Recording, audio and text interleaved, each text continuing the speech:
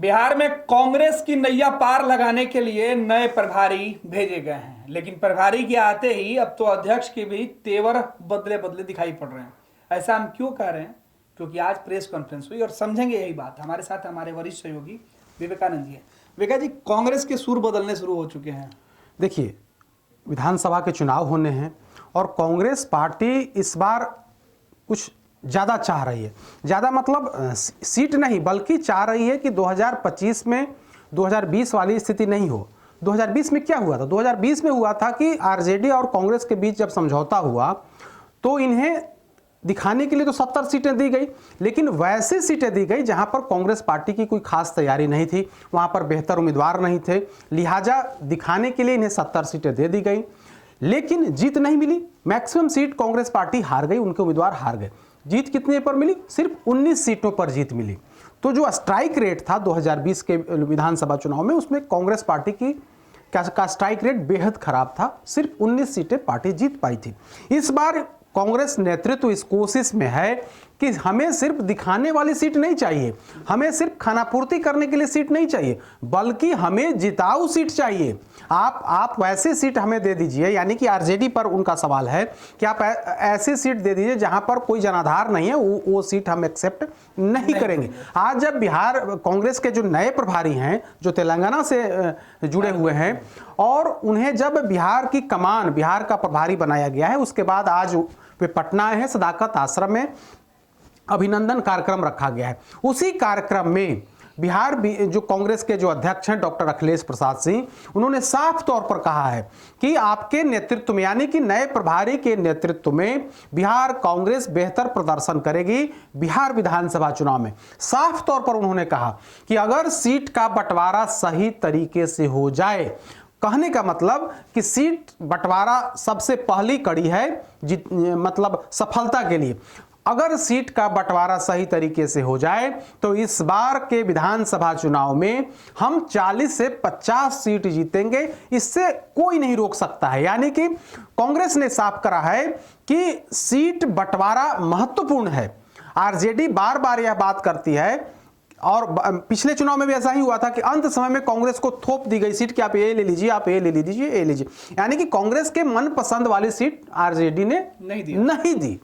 वैसी सीटें दी गई जहां पर तैयारी नहीं थी, कोई तैयारी नहीं थी, उनके उम्मीदवार नहीं थे। तो कांग्रेस पार्टी का यही कहना है कि हम वैसी सीट नहीं लेंगे, बल्कि उन सीटों का हम चयन करेंगे, या फिर जब सीट का बंटवारा होगा तो हम वैसी सीट डिमांड करेंगे जहां पर हमारा संगठन हो, जहां पर हमारे बेहतर कैंडिडेट हों, जहां हम सक्षम हो चुनाव लड़ने में, हमें वैसी सीट चाहिए। और अभी कुछ दिन पहले खबर है कि बिहार कांग्रेस की तरफ से एक सर्वे भी कराया गया है। सर्वे में उन सीटों के चयन का काम किया गया है और यह कोशिश की गई है कि वैसी सीटों पर हम तैयारी करें जहां पर पहले से मेरा जनाधार है, जहां पर हम बेहतर उम्मीदवार दे सकते हैं और जातीय समीकरण मेरे फेवर में हो सकता है। तो उन सीटों को चिन्हित किया गया है और यही वजह है कि आज जब बिहार कांग्रेस के प्रभारी सदाकत आश्रम आए तो प्रदेश के अध्यक्ष डॉक्टर अखिलेश प्रसाद सिंह ने साफ साफ कहा कि अगर सीट का बंटवारा सही तरीके से हो जाए तो हम 19 नहीं, बल्कि हमारी जीत की संख्या 50 तक पहुंच सकती है। तो स्पष्ट शब्दों में आरजेडी को कांग्रेस ने मैसेज दिया है कि हमें वैसी सीट नहीं चाहिए जहां पर हमारा कोई तैयारी ही नहीं है, बल्कि हमें वैसी सीट चाहिए जहां पर हमारा संगठन पहले से मजबूत हो, जहां पर हम बेहतर कैंडिडेट मेरा हो, वैसी सीट हमको चाहिए। न कि सिर्फ दिखाने के लिए हमें 70 और 80 सीटें दे दीजिए, वैसी सीट नहीं चाहिए। यानी कि बिहार विधानसभा चुनाव से पहले कांग्रेस पार्टी ने आरजेडी पर दबाव बनाना शुरू कर दिया है। पहले ही दबाव तो कुछ दिन पहले से ही जारी है। पहले बिहार कांग्रेस के जो प्रभारी सचिव हैं, उन्होंने पटना में आकर के या फिर बिहार के विभिन्न जिलों में घूम घूम कर यही कहा कि हमें 2024 के स्ट्राइक रेट के आधार पर सीट का बंटवारा होनी चाहिए। हमें 2 डिप्टी सीएम, अगर महागठबंधन की सरकार बनती है तो 2 डिप्टी सीएम का पद हमें मिलनी चाहिए। तो इस तरह से लगातार आरजेडी पर दबाव बनाने की कोशिश की जा रही है। और अब कांग्रेस पार्टी ने नई चाल चली है। पहले तो था कि स्ट्राइक रेट के आधार पर, और अब कांग्रेस पार्टी की तरफ से यह डिमांड आने लगी है कि सीट का बंटवारा सही तरीके से होना चाहिए, और सही तरीके की मांग के पीछे यही बात कही जा रही है कि कांग्रेस पार्टी की तरफ से इंटरनल सर्वे कराया गया है, विभिन्न सीटों को की समीक्षा करी गई है, और उसमें यह बात उभर करके सामने आई है कि हम उन सीटों को नहीं लेंगे जो रिजेक्टेड हैं, जहां पर आरजेडी की भी नहीं तैयारी है, और आरजेडी की जब तैयारी नहीं है तो वो सीट हमारे खाते में दे दी जाती है, हम उसे एक्सेप्ट कर लेते हैं। अब वह नहीं चलेगा, बल्कि हमें वैसी सीट चाहिए जहां पर हम मजबूती से लड़ सकें, जहां पर हम ताकत लगाएंगे तो हम एनडीए के कैंडिडेट को हरा सकते हैं, वैसी सीट हमें दीजिए। और इसी कड़ी में कांग्रेस के नेतृत्व ने एक सर्वे कराया है, और सर्वे के बाद बिहार कांग्रेस के अध्यक्ष ने साफ साफ कहा है कि हमें किस सीट का बंटवारा सही तरीके से होना चाहिए। अगर सही तरीके से हो गया तो हमें सफलता बिल्कुल मिलेगी, सफलता से कोई रोक नहीं सकता है। तो आज कांग्रेस पार्टी की तरफ से साफ साफ मैसेज दे दिया गया है, और यह मैसेज कहीं न कहीं आरजेडी के लिए है, तेजस्वी यादव के लिए है। अभी तक विवेका जी कांग्रेस की तरफ से खुलकर सीट बंटवारे के मुद्दे पर बातें नहीं कही जा रही थी, स्ट्राइक रेट की बात की जा रही थी, लेकिन आज वो तस्वीरें साफ, क्योंकि अब बिहार में नए प्रभारी बने और प्रभारी के आते ही ये दिखाया जा रहा है कि कांग्रेस यहाँ तैयार है। अब लालू तेजस्वी की मुश्किलें बढ़ सकती है। बिल्कुल, देखिए आप कुछ दिन पहले की जो हम लोग चर्चा करते थे कि स्ट्राइक रेट की बात होती है, अब स्ट्राइक रेट की कहीं कोई बात नहीं हो रही। अब बात हो रही है कि सीट बंटवारा, जिताऊ सीट हमें चाहिए। ऐसा नहीं कि आप हमें थोप दीजिए और उसको हम ले लें, वैसा नहीं चलेगा। तो यानी कि कांग्रेस पार्टी धीरे धीरे पत्ता खोल रही है। चुनाव में 6-7 महीने का समय अभी बचा हुआ है, लेकिन उसके पहले कांग्रेस पार्टी एक एक करके अपना पत्ता जो है, अपनी शर्त का ऐलान जो है वो सार्वजनिक किया जा रहा है कांग्रेस पार्टी की तरफ से। तो जो नई शर्त है कांग्रेस पार्टी की तरफ से, आज प्रदेश के अध्यक्ष ने क्लियर कर दिया कि हमारी शर्त यही है कि सीट बंटवारा सही तरीके से हो। और सीट बंटवारा सही तरीके से कैसे होगा कि कांग्रेस पार्टी भी अपनी बात रखेगी टेबल पर कि हमें यह सीट चाहिए, उधर से फिर आरजेडी की तरफ से बातचीत होगी।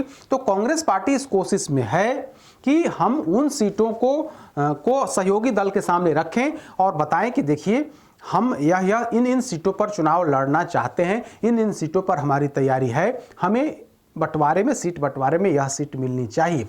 कांग्रेस ने आज साफ कर दिया है। बिहार में अब नए प्रभारी आए हैं, 2 जो पूर्व प्रभारी थे वे तो कह सकते हैं कि नॉन परफॉर्मर साबित हुए। कांग्रेस पार्टी 2020 में 70 सीटों पर चुनाव लड़ी, सिर्फ 19 सीटों पर जीत सकी। हालांकि 2024 में थोड़ा परफॉर्मेंस ठीक रहा, इसके पीछे की दूसरी वजह है। लेकिन कांग्रेस पार्टी दावा कर रही है कि मेरा 2024 में जहां 2019 में जहां 1 सीट हम जीते थे, 2024 में के लोकसभा चुनाव में हम 3 सीट जीते हैं। तो उस स्थिति में कांग्रेस पार्टी कह रही है कि मेरा परफॉर्मेंस बेहतर हुआ है। लेकिन 2025 के विधानसभा चुनाव में और अधिक बेहतर अगर हम परफॉर्म करेंगे तो इसके लिए सीट का बंटवारा सही तरीके से होना चाहिए। और कांग्रेस के जो प्रदेश अध्यक्ष, हालांकि कहे तो जाते हैं कि लालू परिवार के बेहद करीबी हैं, लोग जानते भी हैं, समझते भी हैं कि अखिलेश सिंह पहले आरजेडी के साथ थे, आरजेडी राबड़ी सरकार में मंत्री थे, केंद्र में भी मंत्री रहे हैं आरजेडी से। तो लालू परिवार से इनकी निकटता जग जाहिर है।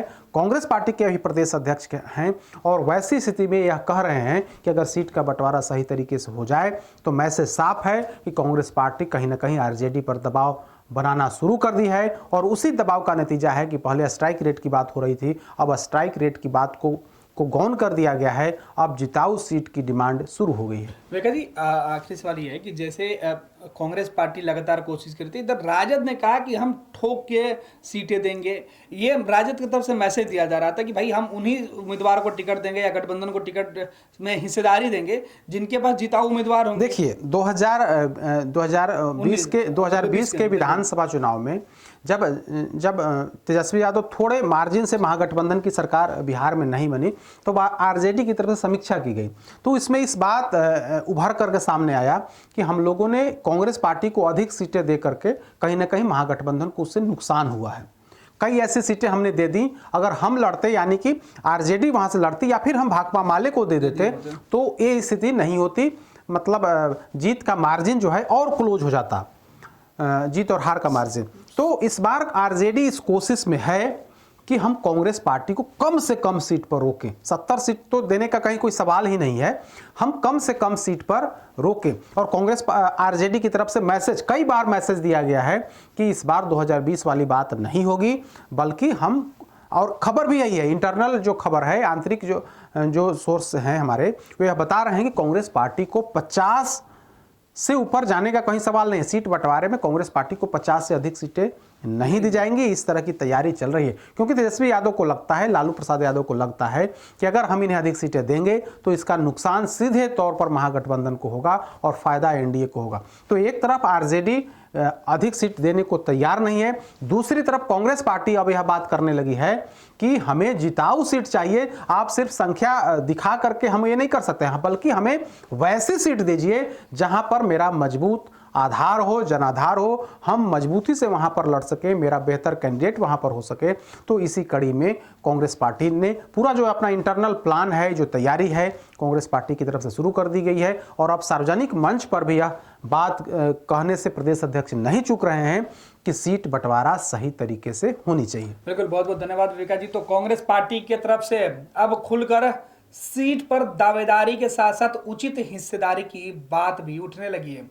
इस बार नंबर नहीं बल्कि जिताऊ सीट चाहिए, डिमांड कांग्रेस ने की। अब राजद की तरफ से क्या कुछ जवाब आता है, देखना दिलचस्प होगा। पैनोरमा ग्रुप, जो सोचता है वो करता है। ये लो, मुंह मीठा करो, आज मैंने अपना जॉब छोड़ दिया, अब हम पूर्णिया वापस जाएंगे। जॉब छोड़ दिया है? मतलब ये घर कैसे चलेगा, हम करेंगे क्या, और माँ बाबूजी क्या बोलेंगे? इसलिए मैं एक और मिठाई का डब्बा लाया, अपने बिजनेस के लिए लोन अप्रूव हो गया।